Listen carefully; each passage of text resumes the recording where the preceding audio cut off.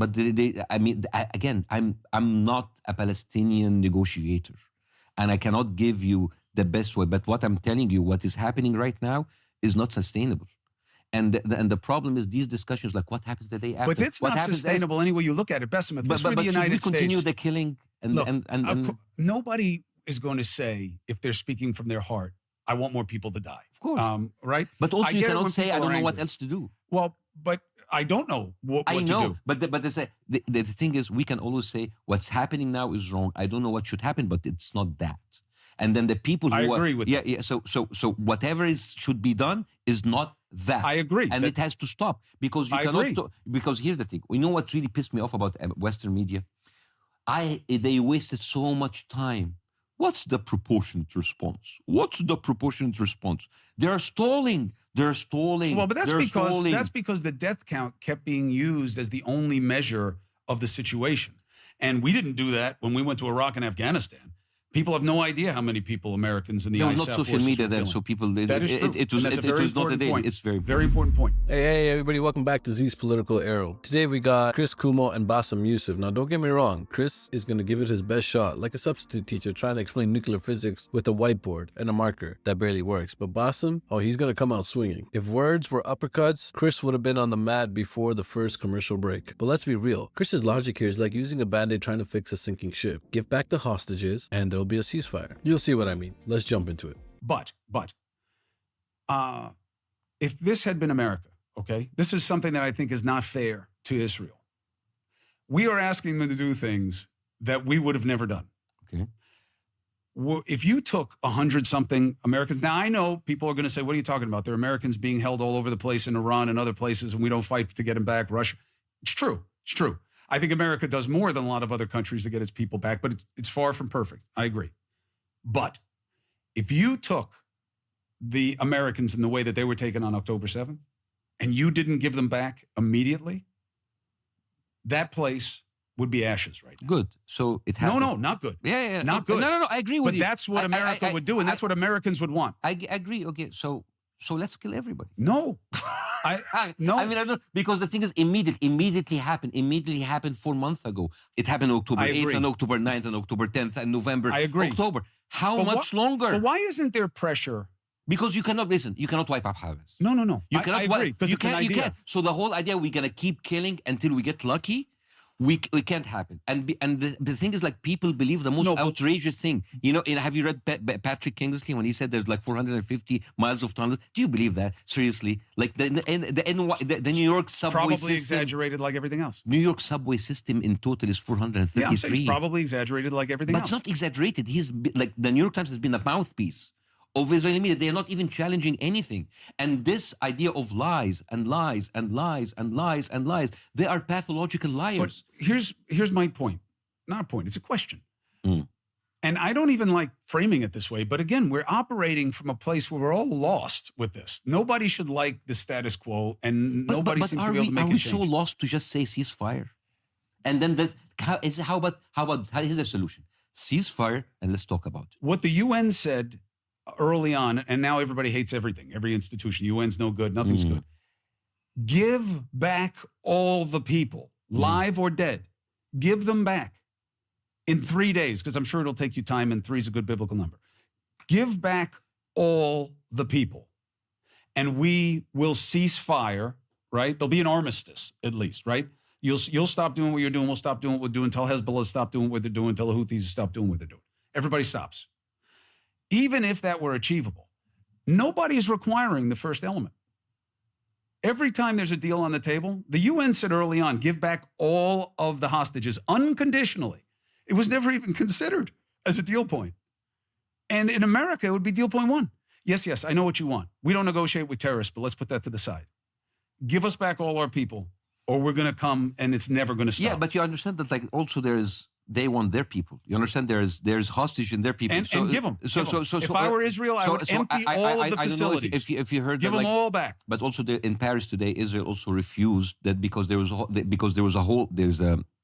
deal on the table for a permanent ceasefire and just like a total exchange of everybody. Because also, I mean, again, put yourself in those Hamas shoes. It's like, oh, I'm going to give them. I have no leverage. They're going to come in and kill That's us. right. Right? So basically, you want something that would give a kind of a permanent solution. And the permanent solution, ceasefire, exchange everybody, and let's sit down and talk and make sure this will But not Hamas won't happen do that. again. listen, I'm not here to defend Hamas, and I don't know You're what they will defending do. them. You are a Hamas defender.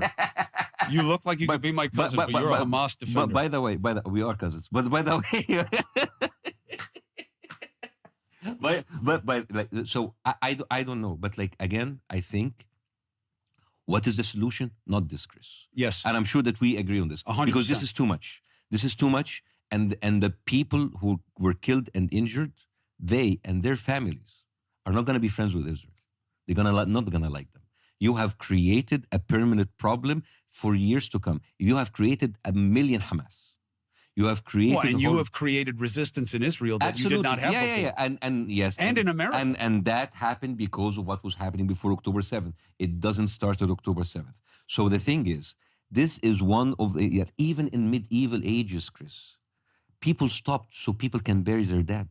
People in Gaza cannot even have this luxury.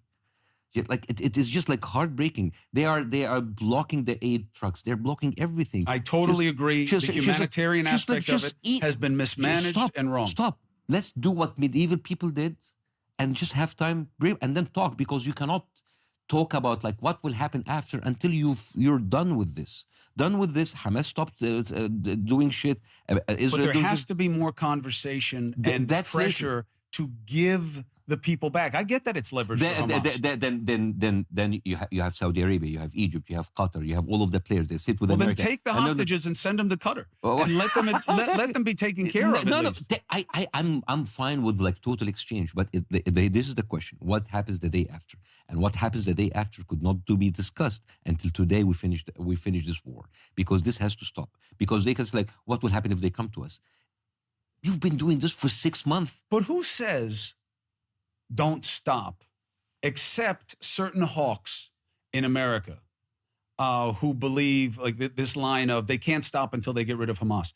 I am always surprised. They're isolated. They're not. But it doesn't matter about the human beings. It's the idea. Yes. Tonight, I'm going to have someone, as is often the case on my show. All these people are much more sophisticated than I am. They're all experts in their areas. So I'm going to have a national security expert on tonight. And he's going to say, Israel can't stop until they end Hamas. Oh, like we did? Like we did, right? Israel's formidable, okay? They're not us, all right? And I watched what we did in there. And I watched how we used every arrow in the quiver in terms of we're going to give you money, we're going to help build with this, we're going to bring in professionals, we're going to firebomb everything, we're going to do everything. And ISIS is backing on the game. Taliban is backing on the game. Al-Qaeda is becoming a brand again and spreading around. You can't kill an idea by killing the people who believe it. Yeah. You have to replace it with a better idea. And there's a reason that these ideas take root among the poorest, least educated, most desperate. Not always, but in general. And that is true here also. You don't kill Hamas. You find a tunnel. Let's say everybody from Hamas is in the tunnel, even though I don't even know what that means anymore, because as you say, the enemy of my enemy is my friend. Now I'm living in a hellscape. I'm living in Thunderdome in Gaza. All I know is that Israel, and it seems like everyone in the world wants to kill me every 5 minutes. I'm in favor of anybody who's fighting for me. And people who say, oh, come on, you're being a little dramatic. Oh, really? Because that's not happening in America right now. Trumpism isn't about that, right? Trump is just such a magnetic genius leader with all the answers for our country that people follow him. Of course not. He's an agent of animus. He is a product of grievance that is justified in many, many cases. They see him. They don't want to be like him except the money, if it's real, right? They don't want him to marry their sister, right? They don't want to go into business with him, right? But he is protecting them against the things they fear more. The strongman image. But that's the same thing.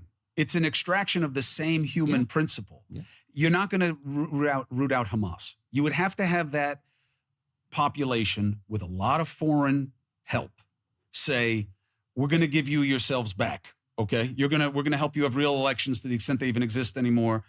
No Hamas. Maybe it'll be the same people who now have a new party name or whatever they're called. But again, all of those people who they're pushed into radicalism. Right. You talk about the reason that pushed them to radicalism, right? And I understand that also the radical government in Israel is feeding of that fear.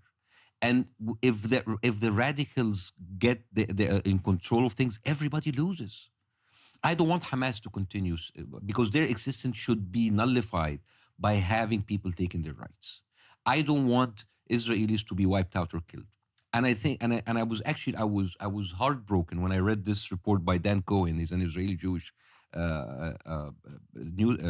journalist who leaked this audio from Zees Political Arrow. He's a right-wing leader with Netanyahu when they were actually negotiating with the parents of the hostages, like they're pawns. We're just gonna get rid of them, and you have to accept that. The people in Israel doesn't want that happening. It's true. Doesn't want that happening. That's very true. Doesn't want the families of the hostages have become a very powerful entity there among the masses. I cannot. If my son was there, I can't even imagine what I would be going through. If it was like locked up in a tunnel with some people, of course. You would hate everybody. I would hate everybody. Yeah. But I also, but as you go through the hate and you go all the rage, you need to know what works, because hate might not be the answer. And you've said it before. We went after Qaeda, went after Afghanistan, WMD that never existed, million Iraqi killed. All of these soldiers killed, not just in Iraq, but like American soldiers and the veterans and the people lost limbs and they're like crippled for the rest of their lives. For what? For what? For rage? For anger? That is not true. And the thing is, like, if anything, we should learn from our mistakes. But they say history keep repeating itself. No, because people are stupid. And they continue to repeat their own mistakes. But it is the human experience. Yeah. Santayana was right. Those who fail to remember the lessons of history are doomed to repeat it. But what idea was he facilitating? It's not that you don't remember the lessons of history. A part of this is education, ignorance, knowing. And that's one of the beautiful gifts that you gave the audience today, is incredible context. But it's that you don't want to do it differently. Because it serves, it's self-serving. There is very little reason for power if there is no fear. Yeah. You really don't need to give me any agency over your life. And I'll give it to you. Okay. A lot of the Arab regimes use the idea of Israel to gain control.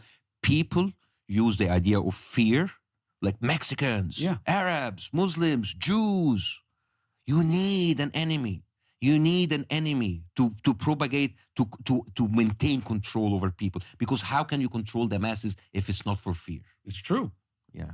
It is true. And it's always been true. And for people who see it as a developing world thing, it can be more obvious, more grotesque, more obvious, more ugly. But it's just as real as what's happening in our two-party system. 100%. The southern border that we're obsessed with, I have never seen a problem in my life. Because even this, it's not as easy or as simple as I'm making it. But sometimes I try to reduce things to the simple just to kind of create some energy of hope, you know? The southern border is kind of simple. It's not the Middle East, okay? There is no God speak involved in it, and there aren't decades and decades of dead and legacy effect, okay? But we don't fix it. Why? Because it's a great boogeyman. And it allows the right to say, these Democrats are crazy. They're going to get you killed. These are savages coming across. You hear about the 24,000 Chinese that just crossed in San Diego? What is that about? It's scary. And you know you can fix it. You know, it's never about the problem. It's how you manipulate it and use it. That's right. It could be about anything. And there you have it, folks. Chris gave it a valiant effort, really tried to keep up. But let's be honest, Bassem ran circles around it. Chris had his moments. He brought up some fair points about hostages and America's own hypocrisy, but the logic didn't quite land when stacked against the sheer scale of what's happening on the ground. Bassem wasn't just debating, he was dismantling narratives like a chef filleting a fish, clean, precise, and leaving nothing but the bones. Chris, on the other hand, kept circling back to the same old Israel has to do what it has to do argument, which sounds nice in theory until you realize it's just a fantasy way of justifying never-ending destruction. Kudos for trying, Chris, but Bassem was serving straight facts with a side of logic. At the end of the day, this wasn't about taking sides, it's about seeing through the fog of propaganda and asking the questions they don't want you to ask. If this video resonates with you, please like and share. You don't have to subscribe if you don't want to. And I'll catch you all on the next one. Bye for now.